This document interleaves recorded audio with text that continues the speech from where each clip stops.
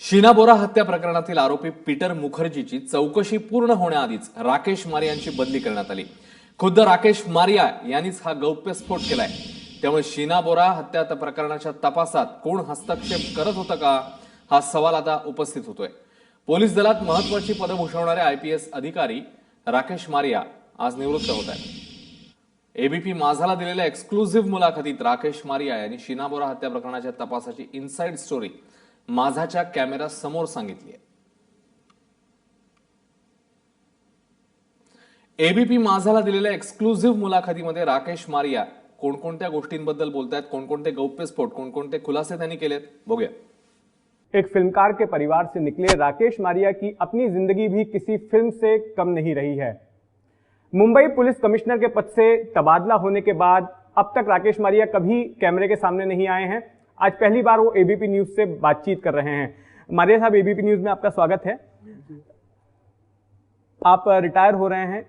इस पूरे पुलिस के करियर को शुरुआत से लेकर आखिर तक आप किस तरह से देखते हैं? आप किस तरह से अपने इस करियर को सम अप करना चाहेंगे आज के दिन? देखिए, बचपन से ये एक ड्रीम था कि यूनिफॉर्म पहनना है, पुलिस डिपार्टमेंट की नौकरी करनी है, इन्वेस्टिगेट करना है, क्राइम डिटेक्ट करने हैं, क्रिमिनल्स के साथ में फाइट करना है. ये बचपन से और कॉलेज में मेरा ये ड्रीम रहा है. और ये ईश्वर की कृपा है और बुजुर्गों का आशीर्वाद है कि मुझे ये एक संधि मिली, एक अपॉर्चुनिटी मिली यूनिफॉर्म पहनने की और पुलिस डिपार्टमेंट. और मुझे बहुत ही खुशी इस बात की है कि महाराष्ट्र कैडर मुझे मिला और मुंबई पुलिस में अलग अलग पोस्ट, स्पेशली क्राइम ब्रांच के जो पोस्ट हैं वो पोस्ट, एटीएस का post and most of all the jewel in the crown, the commissioner of police के पोस्ट पर काम करने का मुझे जो मौका मिला है, I think it has been very satisfying career. आपके बारे में जब भी बात होती है तो एक चीज का जिक्र पुराने क्राइम रिपोर्टर्स हमेशा करते हैं कि आपकी याददाश्त बड़ी जबरदस्त रही है, आपकी मेमोरी जो है, आप कई सारे आरोपियों के डोजियर्स आपको मुंह जबानी याद हैं. तो ये आपने ओवर द इयर्स इस बात को, इस स्किल को डेवलप किया, ये फिर आप इसे इनमॉन मानते हैं? देखिए, ये डेस्टिनी है. ये क्रिमिनल्स को इंटरोगेट करना, अगर आप खुद क्रिमिनल्स को इंटरोगेट करेंगे, आप खुद क्राइम में इन्वॉल्व होंगे तो आपको उस क्राइम के डिटेल्स ऑटोमेटिकली पता होंगे रादर देन थ्योरेटिकल नॉलेज. तो इसलिए मेरा स्टाइल ऑफ फंक्शनिंग ये था कि no matter who the criminal is, मैं हमेशा खुद इंटरोगेट करता था. और ऑफिसर्स, भले वो कांस्टेबल हो या वो ऑफिसर्स हो, उनके साथ में मेरा 1-to-1 हमेशा रहा है. This is my style of functioning. तो इंटरोगेशन खुद करना, क्राइम में खुद इन्वेस्टिगेशन में खुद इंटरेस्ट लेना, इसकी वजह से क्राइम के डिटेल्स जहन में रहते हैं. तो इसलिए I think that is one of the reasons it is there. और memory, I think I have to be thankful to God कि ईश्वर ने ये कि क्रिमिनल्स और क्राइम के बारे में मेमोरी ये दिमाग में हमेशा रही है. ऑल्दो मेरी वाइफ का कहना है कि वो जो घर की चीज़ें मैं हमेशा भूलता हूँ, लेकिन it is God's gift. That is what I feel. Maria साहब, आपने अपने पूरे करियर के दौरान कई बड़े मामलों को हैंडल किया है, चाहे वो 12 मार्च 1993 का मुंबई बमकांड हो, 26/11 का मुंबई आतंकी हमला हो, कई सारी पेचीदा मर्डर मिस्ट्रीज भी आपने सॉल्व की, जैसे कि इस्तर अनोहिया का केस हो गया, या फिर नीरज ग्रोवर की हत्या का मामला हो गया, शीना बोरा का मामला हो गया. पूरे करियर के दौरान कौन सा ऐसा केस है जिससे कि आपने बड़ा चैलेंजिंग पाया, काफी चुनौतीपूर्ण पाया? देखिए, it would be very difficult कि ये बोलना कि पूरे करियर में डिफ़िकल्ट केस कौन सा है. हर क्रिमिनल अपनी क्राइम छुपाने की कोशिश करता है. वो अपना बेस्ट ट्राई करता है कि क्राइम डिटेक्ट ना हो, और अगर डिटेक्ट ना हो तो एविडेंस ना मिले. तो हर ऑफेंस, हर क्राइम अपनी जगह पर it is important and it is difficult. और जब ये क्राइम हुआ था, एट दैट टाइम डिपार्टमेंट के लिए, स्टेट के लिए, पब्लिक के लिए, प्रेस के लिए ये बहुत इम्पॉर्टेंट केस रहा था. तो it is very difficult to say which is the most important case. मेरे हिसाब से all cases are important, और सिर्फ केस डिटेक्ट करना ही important नहीं है, वो इन्वेस्टिगेट करना भी इक्वली important है, और प्रोसिक्यूट करना, सक्सेसफुल प्रोसिक्यूशन, वो केस में कोई फायदा नहीं अगर हम केस डिटेक्ट करें और इन्वेस्टिगेट करके चार्जशीट कर दें और कह दें कि अब हमारी रिस्पॉन्सिबिलिटी, पुलिस की रिस्पॉन्सिबिलिटी ओवर होगी। आई थिंक दैट वो गलत है। कमलाकर जामसांडेकर का मर्डर केस ले लें, वन एंड ओनली केस जिसमें डॉन अरुण गौली को जो कन्विक्ट हुआ है, तो हमने नॉट ओनली केस जो दबा पड़ा था जिसमें आरोपी दूसरे दिखाए गए थे, वो हमने करेक्ट आरोपी दिखा के इन्वेस्टिगेशन करेक्ट करके, even despite tampering of witnesses की कोशिश की जो की गई थी, उसको हमने प्रिवेंट किया और केस प्रोसिक्यूट किया और सक्सेसफुल प्रोसिक्यूशन हुई। तो मेरे हिसाब से all cases are important, but equally important detection से investigation and prosecution also is equally important. Sir, आप जब मुंबई पुलिस कमिश्नर थे तो शीना बोरा की जो हत्या का मामला था वो डिटेक्ट हुआ था, उसमें आप पर यह आरोप लगाए गए कि आप उस केस में असामान्य इंटरेस्ट ले रहे हैं, कि एक पुलिस कमिश्नर के पद पे होते हुए आप पुलिस थाने जाते थे, आरोपियों को खुद इंट्रोगेट करते थे और असामान्य तौर पर आप उसमें रुचि दिखा रहे थे उस केस में, तो उस पर आप क्या कहेंगे? देखिए, ये मुझे इस बात का बुरा लगा कि इतना जो एक ऑफेंस, एक केस जो 2012 का मर्डर केस है, 2015 तक दबा पड़ा था, किसको उस केस के बारे में बिल्कुल इल्म ही नहीं था, बिल्कुल पता ही नहीं था, उस केस को हमने ओपन किया, हमने डिटेक्ट किया। 36 साल की मेरी सर्विस जो रही है, मेरा हमेशा असूल ये रहा है to lead the team from the front, whether I was CP, whether I was joint CP, whether additional CP और डीसीपी। मैंने कभी ये कि ये हमारा काम नहीं है, और ये जो लोगों का कहना है कि ये कमिश्नर का काम नहीं है, ये बिल्कुल गलत है।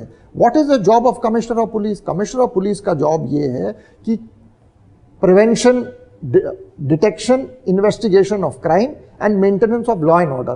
तो अगर कमिश्नर जॉब इज नॉट कि कोई प्रोग्राम में जाके रिबन काटना या कोई इनॉग्रेट ये करना। आई एम नॉट, जब पुलिस खाता ज्वाइन किया था तो ये ज्वाइन किया था कि क्राइम से फाइट करेंगे, क्रिमिनल से फाइट करेंगे। तो ये जो कहना कि ये कमिश्नर ये ऐसे करता नहीं है, इट इज एब्सोल्युटली रॉन्ग। किसने ये नहीं कहा था कि ये कमिश्नर इतना इंटरेस्ट क्यों ले रहा है? जब मैंने as commissioner of police Esther Anuhya का केस डिटेक्ट किया, किसने ये नहीं कहा था? आपको याद है वो जो सीरियल मॉलेस्टर के केसेस थे वेस्ट रीजन और सेंट्रल रीजन में, जिसमें एक आरोपी ने 35 माइनर लड़कियों को उसने मॉलेस्ट किया था, उस केस में मैंने पर्सनल इंटरेस्ट लेके वो केस डिटेक्ट किया था। तब किसने ये नहीं कहा कि why is CP taking so much interest? Yakub Memon का जो फ्यूनरल था, सीपी की कोई ज़रूरत नहीं थी स्पॉट के ऊपर खड़े, मैं भी ऑफिस में बैठ के ये, लेकिन मैंने ये सोचा कि जब मेरी जो फोर्स है वो रास्ते के ऊपर ड्यूटी कर रही है, और अगर लॉ एंड ऑर्डर का प्रॉब्लम हो तो पत्थर वो खाएंगे, तो why not commissioner of police? That is why I went to the spot. Lalbaug का इंसिडेंट जब हुआ कम्युनल, ये as commissioner of police I stood on the spot, पूरे रात भर मैं स्पॉट के ऊपर खड़े रह के मैंने अपने ऑफिसर्स और मैन के साथ में law and order situation prevent किया। तो तब किसने ये मेरे इससे vested interest and those who don't know what is the. देखिए, जब ये केस हुआ तब मीडिया ने यह शुरू किया कि the Sheena Bora case should not turn out to be Aarushi case. तो मेरे दिमाग में था, in my beat as long as I am commissioner of police, ऐसे कोई चीज ना हो या कोई केस हो जो डिटेक्ट ना हो, या डिटेक्ट होने के बाद में उसकी इन्वेस्टिगेशन में कुछ खामियां रह जाएं। और ये कारण था, लोगों का कहना था मैं रोज पुलिस स्टेशन जाता था। It is absolutely wrong. मेरे पास में केस सिर्फ 12 दिन के लिए था, और वो 12 दिनों में मैं 4 बार पुलिस स्टेशन गया। वो 4 बार में 2 बार मैंने 28, ये ऑफेंस 25 अगस्त को रजिस्टर हुआ। 28 अगस्त को मैंने टीम से जब बात की थी, और टीम से मैंने उनको ये कहा था कि these people are rich and influential, ये पैसे वाले हैं और इन्फ्लुएंशियल लोग हैं, ये बेस्ट ऑफ लॉयर्स हायर करेंगे, ये केस को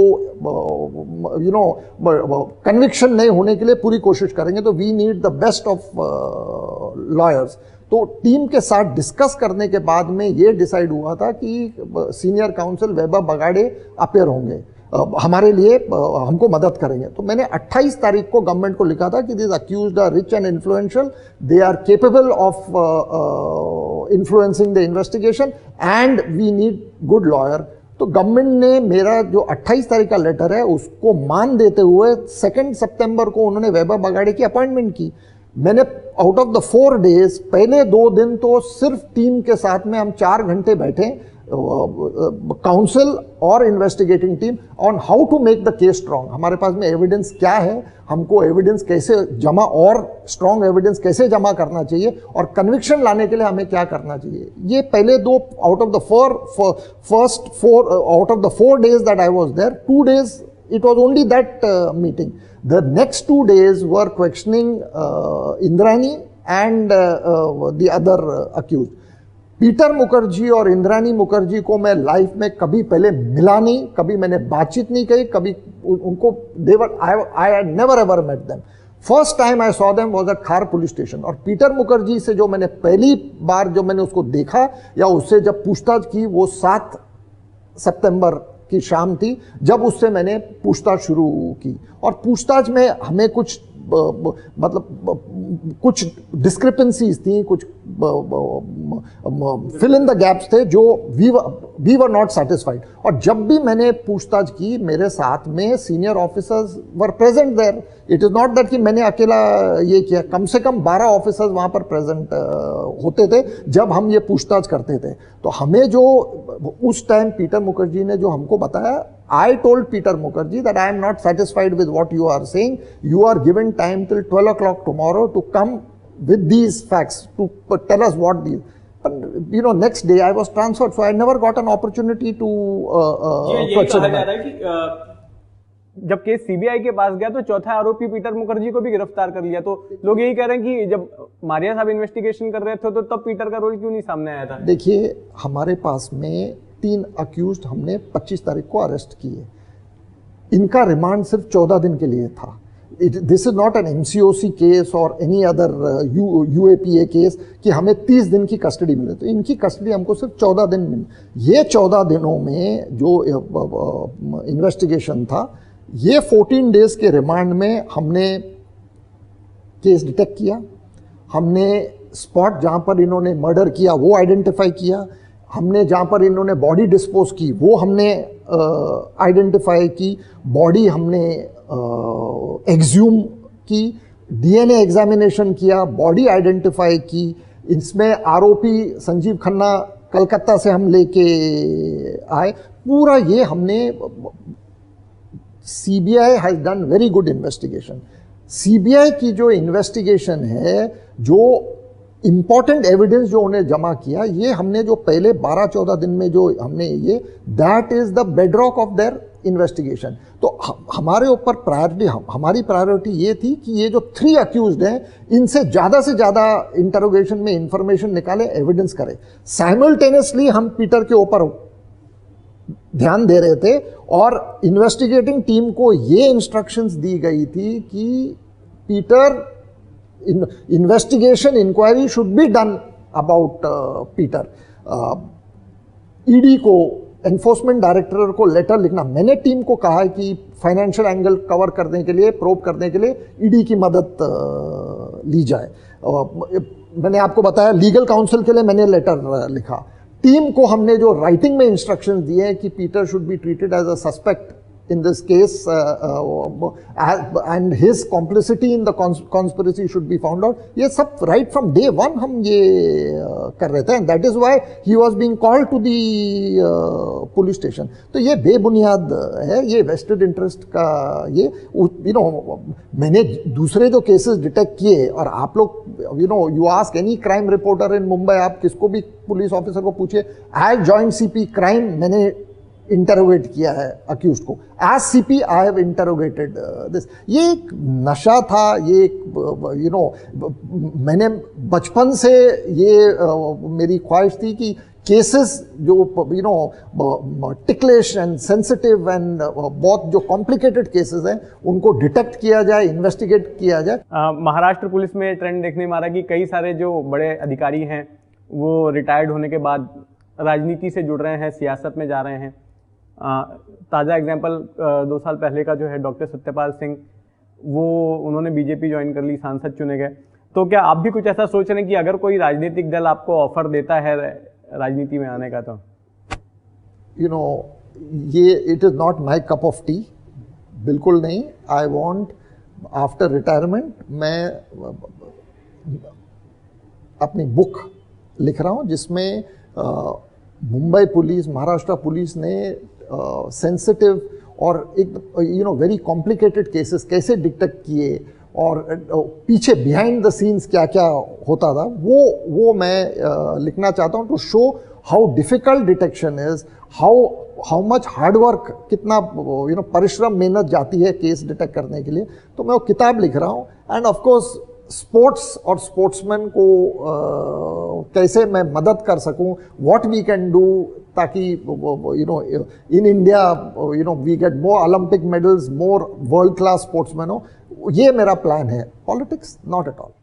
अगर आपकी किताब की बात करें तो क्या उस किताब में हम कुछ ऐसी बातें भी एक्सपेक्ट कर सकते हैं जो आप बतौर सरकारी नौकर रहते हुए जो अब तक खुलकर नहीं बोल पाए थे? और जो देखिए you know the public investigation में यू नो इन्वेस्टिगेशन के दौरान क्या क्या होता है, हम जब केस जीरो से शुरू होता है, you don't know anything about the case, how कितने डिफरेंट एंगल्स कवर होते हैं और वो एंगल्स कवर करने में यू नो दूसरे क्या क्या केसेस और दूसरी क्या क्या स्टोरीज निकलती हैं। This is what I you know sensationalism मैंने कभी लाइफ में करने की कोशिश नहीं की और ना ही रिटायरमेंट के बाद में करूँगा। ओके मारिया साहब, एबीपी न्यूज़ से बातचीत करने के लिए बहुत बहुत शुक्रिया। Thank you very much for affording me this opportunity. Thank you.